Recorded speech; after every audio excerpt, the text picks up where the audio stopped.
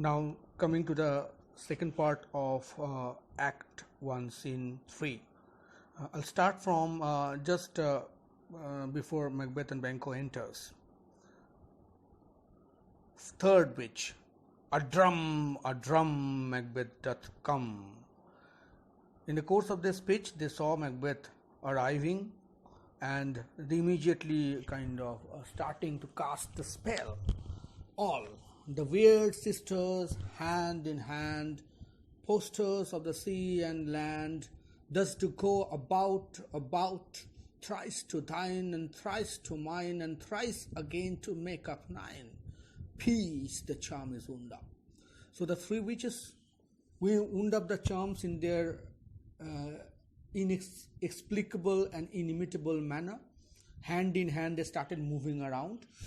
Here the spectacle is more important. You can imagine the kind of spectacle the dancing witches are creating for the audience. Posters of the sea and land. They're called the inhabitants of sea and land. They both are found in the sea and land. Thus to go about and about, they speak in a very strange tone. A tone which is not normally accustomed to, which is not normally familiar to day-to-day speech. They speak in a mystic tone, in a rhythmic fashion, and every activity is there is mystified. Again, I said that I'm saying that Shakespeare has taken this behavioral pattern from those popular books which were published in this time, referring to Reginald Scott's book and on James I's on demonology. So if you read those books, you can identify the behavior, the sources of this behavior. So the witches is moving around, they are moving around, thrice to thine, thrice to nine, and thrice again. Again referring to number 9, which is a mystic number for the witches. This is how they are supposed to charm of the witches. This scene is immediately to kind of arrest the attention of the audience who believe these activities of the witches. They believe that the witch act in this fashion. They refer to this number. So these scenes are in a way appealing to this, the contemporary audience's idea about the witches. Now, but to the modern reader, they are not simply representations of contemporary, sordidness, contemporary superstitions, but they also refer to probably symbolically Macbeth's the darkness that is operating within Macbeth's mind, and which can be representation as a representation of the psychological aberrations that may be happening in Macbeth's mind. So the charm is wound up and enter Macbeth and Banquo. Mark, this particular scene is very, very important. Macbeth, first speech of Macbeth, please mark and please refer to my earlier lectures. So foul and fair a day I have not seen. You remember the last speech of Act 1, Scene 1, opening scene? Fair is foul and foul is fair. Hover through the fog and fill the air. The witch's last word, I talked about reversal of values. Macbeth, so foul and fair a day I have not seen. I said in opening scene that the witches had some kind of connect with Macbeth. This connect is now established. The words of the witches have been echoed by Macbeth. Foul and fair, the two words again echoed. Macbeth uttered the first word foul and the second word is fair.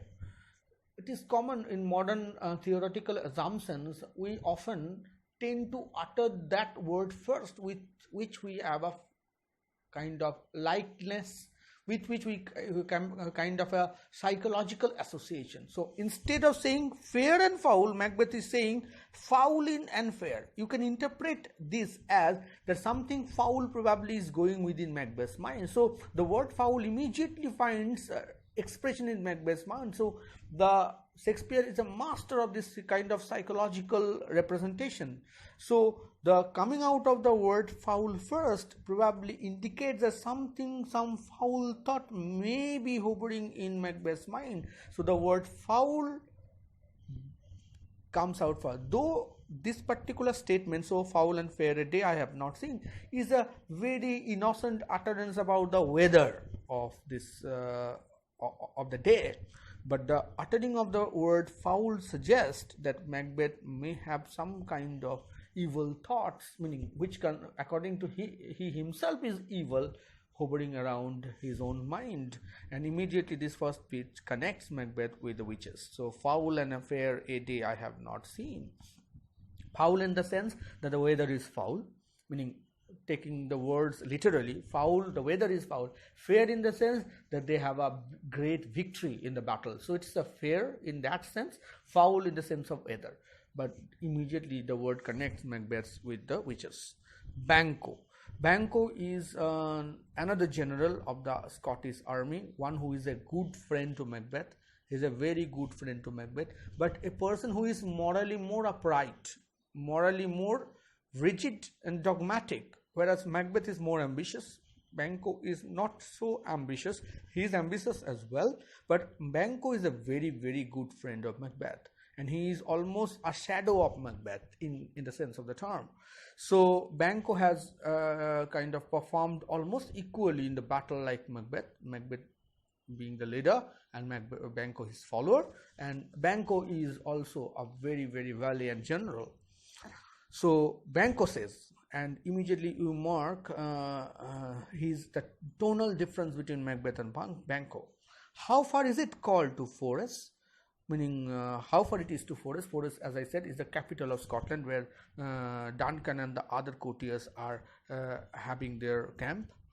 What are these so withered and so wild in their attire? It is Banquo who for the first time witnessed or noticed the witches approaching. And Banquo's description of the witches is significant here. The witches are described here. So withered and so wild in their attire. Attire means dress. The witches are wearing very different kind of a dress, which to Banquo appears withered, meaning torn apart, and wild. It is not normally a kind of dress that people wear. So it is called wild because of probably their color and something like that. That look not the inhabitants of the earth. The witches apparently is not considering to be the inhabitants of earth. They are not mundane creatures, it seems, and yet are on it. But the thing is, they do not seem to belong to earth, but they are in the earth themselves. Live you, or are you aught that man may question? Are you living? Banquo is questioning the witches. Or you ought that man may question? Or can you speak so that I can question you? Meaning, can you speak? Can you live? Banquo is stunned to see the witches. The witches immediately appears to Banquo to be something weird, something strange, something very, very different from something that he is accustomed to. Live you, or you ought that man may question. You seem to understand me? The witches are nodding their head, hearing Banquo's word, which suggests that he may understand, that they are probably understanding what Banquo is trying to say. So Banquo is questioning, you seem to understand me? That means you seem to understand my words. By each at once her choppy fingers laying upon their skinny lips, because each week is signaling each other with their fingers to their lips.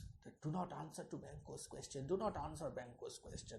So they are putting their lips, their fingers on their lips, as if to suggest, hush, stop, do not speak. So this gesture immediately makes Banquo understand that the witches are actually kind of getting the meaning of the words that he is speaking. Now describing the choppy fingers. Fingers are very skinny, choppy fingers, meaning as our fingers are total, meaning one complete whole. The fingers seem to be cut at the joints. That's why it's called choppy fingers. With skinny lips, the lips seems to be hanging loose. The lips are not as tight as the lips of the human beings. meaning the lips are not, the lips are withered, the lips are dry, the lips are as if are hanging, which immediately suggests that they are not human beings. You should be women, you look like women, but yet your beards forbid me to interpret that you are so. But you have beards. Women do not have do not normally have beards, but these witches have beards. So this is the first description of the witches from Banquo's mind, and from the Banquo's description it is found that the witches are a bundle of contradictions. They do not look like earthly creatures, yet they are on the earth. They do not look, they can understand Banquo's word, but they're not speaking to him. They seem to be women, but they have beards. So witches are bundle of contradictions. This is an indication of their external nature as well as their internal nature. They are a bundle of contradiction. They cannot be kind of stereotyped. They cannot be kind of identified immediately as something, some particular category. They cannot be categorized either not as man or women. They cannot categorize either as divine or infernal. They cannot be categorized as someone who is either helpful or harmful. So they, for the first appearance, appear to Banquo, who is representing the common intelligent human mind here, as something very equivocal, as something very contradictory. So Banquo is representing the common man's view about the witches. Macbeth. Now Macbeth is speaking. Speak, if you can. What are you?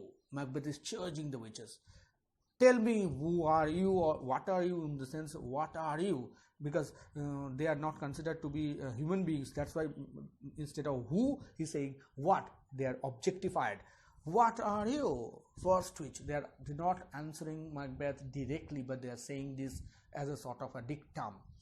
All hail Macbeth. Hail means welcome. Hail to thee, Thane of Glamis. We welcome Macbeth. Macbeth, the Thane of Glamis. Macbeth is already the ruler of Glamis. Glamis is a particular, like Fife, Glamis is also a part of Scotland. Macbeth is the ruler or the governor of that province. Second which, all hail Macbeth, hail to thee, Thane of Cawdor.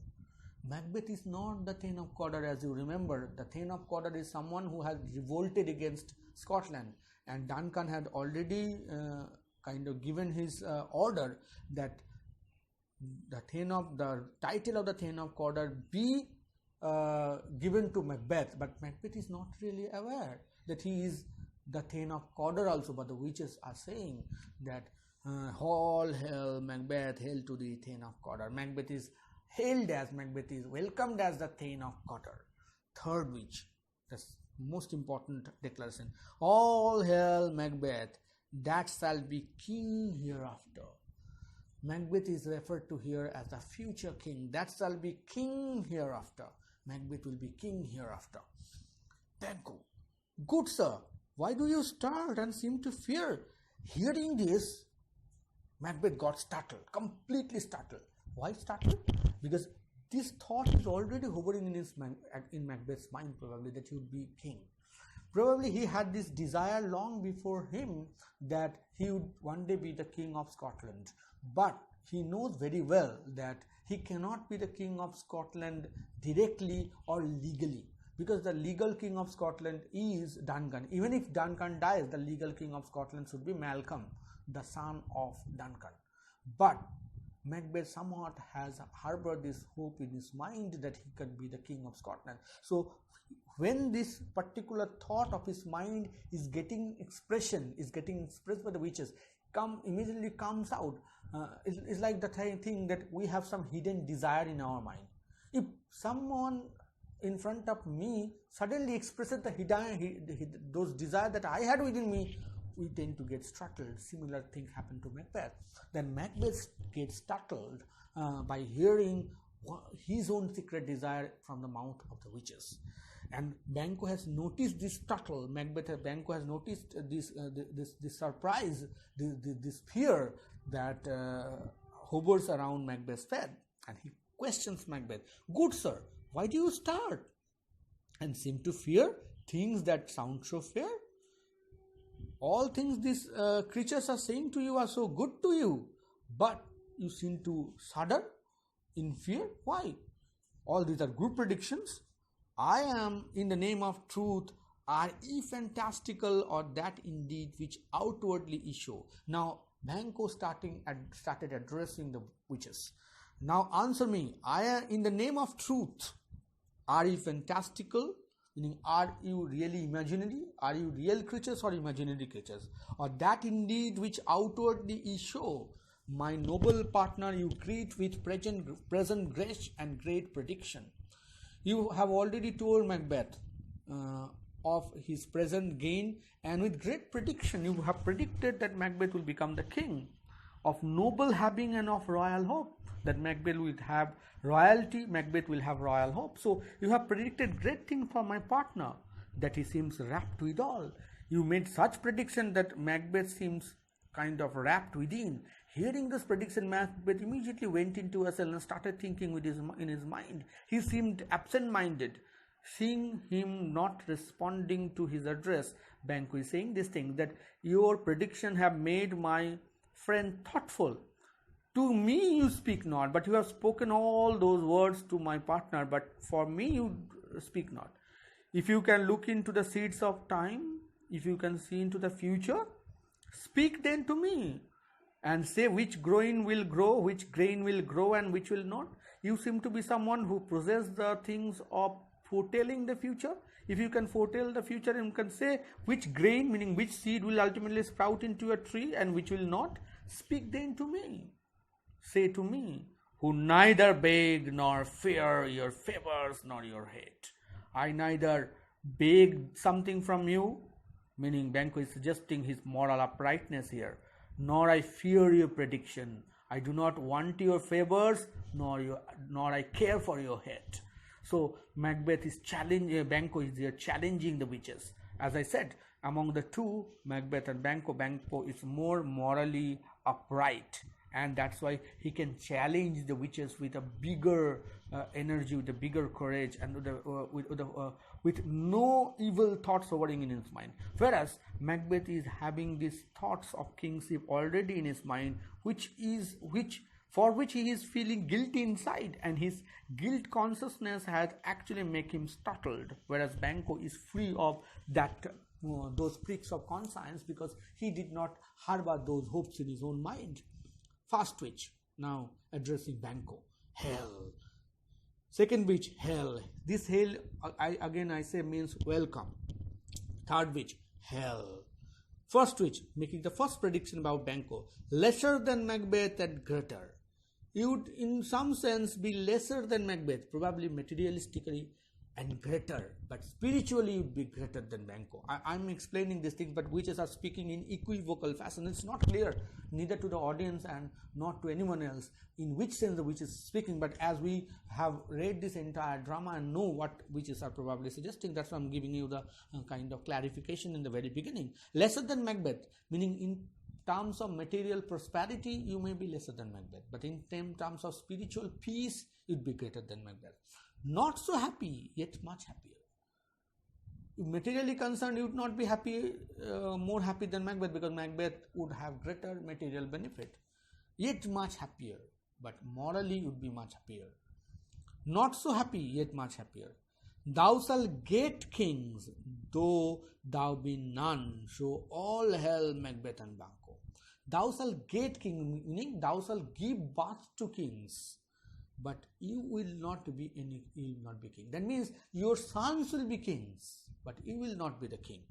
So all hell Macbeth and Banquo. Now again here I should stop and say that Banquo is called here the father of future kings. This is an immediately reference to one of the observations, one of the claims of King James I of Stuart dynasty, who took over the reign of England from Queen Elizabeth after her death in 1603. So, and James used to refer to himself as the son of Banquo, as the descendant of Banquo. So as I said, that this play is supposed to be written after 1603. This is an reference to that Macbeth, Shakespeare, in order to please probably James I, the new king, have written this drama and referred to him as a son of Banquo. Banquo is called the father of future kings. So Banquo is here addressed as this. Probably this is in line with King James I's claim that he is a descendant of Banquo. So probably Shakespeare is trying to here satisfy his own patron, that is King James I here, referring to him as one of the descendant of Banquo, and Banquo to be the father of the future kings of Scotland and England.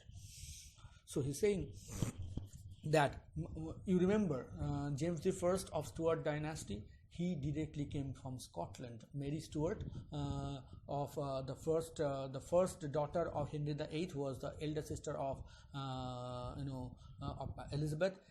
His descendant has already shifted to Scotland, and Scotland as James VI became James I for England, who took over the English throne in 1603 after the death of England. So the Scottish king is an immediate reference to a descendant of Banquo.